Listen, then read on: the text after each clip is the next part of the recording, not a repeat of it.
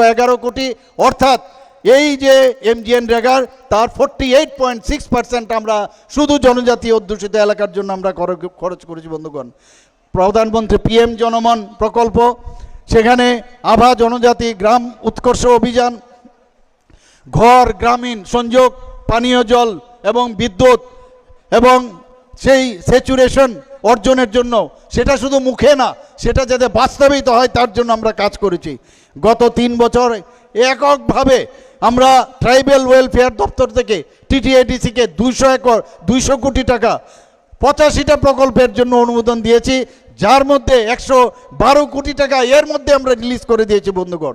CM rubber মিশনের কথা যদি বলি, অলরেডি এইবার 2024-25-এ আমরা 10 কোটি 32 লক্ষ টাকা আমরা অলরেডি দিয়েছি বন্ধুগণ। অক্টোবর 2025-এ রাজ্য সরকার নিজস্ব তহবিল থেকে আমরা 6টি প্রকল্পের জন্য আমাকে যখন ADC থেকে অনুরোধ করা হলো, আমাদের বাজেটের বাইরেও 30 কোটি টাকা দেওয়া হয়েছে। তাছাড়াও আমাদের সরকার আসার পর সেখানে কুমলুঙে যে আমাদের সেখানে যে হাসপাতাল আছে, হাসপাতালের উন্নয়নের জন্য আমরা 30 কোটি টাকার উপরে সেখানে আমরা দিয়েছি বন্ধুগণ।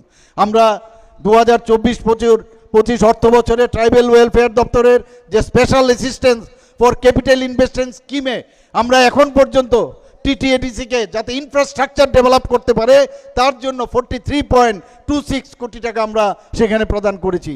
2021-22 অর্থ বছরে আমরা চেয়েছি যে ওখানকার যে হসপিটাল আরও বেটার টু বেটার হয়, এবং সেই জন্য আমি নিজেও সেখানে নজরদারি রাখছি যাতে সেই হসপিটাল ভালো হয়, কিন্তু সেইভাবে কাজ কিন্তু সেখানে হয়নি বন্ধুগণ। আপনারা জানেন আমাদের কমিটমেন্ট আছে যে এই DC এলাকায় একটা মেডিকেল কলেজ আমরা করব, এবং ধলাই জেলায় আমরা আমবাসার মধ্যে একটা মেডিকেল কলেজ সেখানে আমরা স্থাপন করব বন্ধুগণ। আমরা এখানে কুমলুঙে একটি নার্সিং কলেজ এবং একটি পারা মেডিকেল কলেজ সেখানে স্থাপন করব, আমরা সেই রকম একটা সিদ্ধান্ত নিয়েছি। আমাদের 3টি ডিগ্রি কলেজ জনজাতি এলাকার যে 3টি কলেজ আছে, সেখানে 3টি হোস্টেল, একটা হচ্ছে মহিলা কলেজ আগরতলায়, একটা আম্বেদকর কলেজ ফটিকরায়, একটা গন্ডাছড়া, সেখানেও আমরা এই জনজাতিদের জন্য হোস্টেল আমরা নির্মাণ করেছি। জনজাতি হোস্টেল যারা আবাসিকরা আছেন তাদের জন্য 2018 সাল আমাদের সরকার আসার পর যেখানে 55 টাকা করে দেওয়া হতো সেখানে 80 টাকা করা হয়েছে।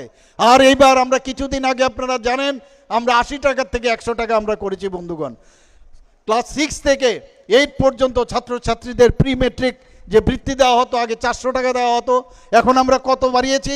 প্রায় 1000 টাকা আমরা সেখানে বাড়িয়েছি। বিনামূল্যে পাঠ্যপুস্তক, মেধা পুরস্কার এবং কোচিং ব্যবস্থা দেওয়ার আমরা জনজাতি ছেলে মেয়েদের তাদের ব্যবস্থা আমরা করেছি। যারা উচ্চ শিক্ষার জন্য পড়াশোনা করবে তাদের জন্য এককালীন যাতে তাদের যে আর্থিকভাবে সাহায্য করা যায় তার ব্যবস্থা আমাদের সরকারের তরফ থেকে করেছে। জনজাতি হোস্টেলে বিভিন্ন স্মার্ট ক্লাস থেকে আরম্ভ করে বিভিন্ন সেখানে আরও যেসব সুযোগ সুবিধা দরকার আমরা সেই কাজটা আমাদের করেছি। আমবাসা, কাঞ্চনপুর এবং কর্মবুকে 3টি আশ্রম স্কুল আমরা দপ্তর থেকে আমরা চালু করেছি। 29টি শুধু এই যে হোস্টেল আমি বললাম তাই নয়, প্রায় 29টি নতুন হোস্টেল জনজাতিদের জন্য তৈরি হয়েছে। আরও 44টি অলরেডি আন্ডার কনস্ট্রাকশন, সেটিও কিছুদিনের মধ্যে তার ইনোগ্রেশন হবে বন্ধুগণ। আজকে যিনি আমাদের ট্রাইবাল ওয়েলফেয়ার মিনিস্টার প্রায়শ আমাকে বলেন যে হোস্টেলগুলোতে চুরিদারি হয়, আপনি ওখানে ওয়ার্ডেনের ব্যবস্থা করুন। আমরা ক্যাবিনেট থেকে ডিসিশন নিয়ে 170 জন ইমিডিয়েটলি 170 জন নিয়োগের জন্য আমরা ক্যাবিনেট থেকে পাশ করেছি সেই হোস্টেল ওয়ার্ডেন হিসাবে বন্ধুগণ।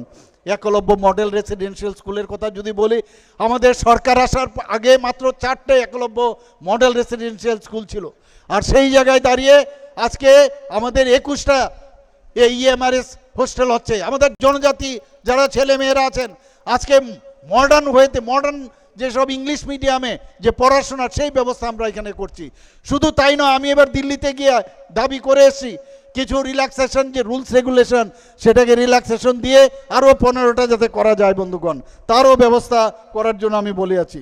প্রতি বছর ভগবান বিরসা মুন্ডার জন্মদিনকে সামনে রেখে আপনারা জানেন জনজাতি এলাকায় অনেক যারা ছেলে মেয়েরা আছেন, অনেকে আমার কাছে যে খবর আপনারাও জানেন, বহু গার্জিয়ান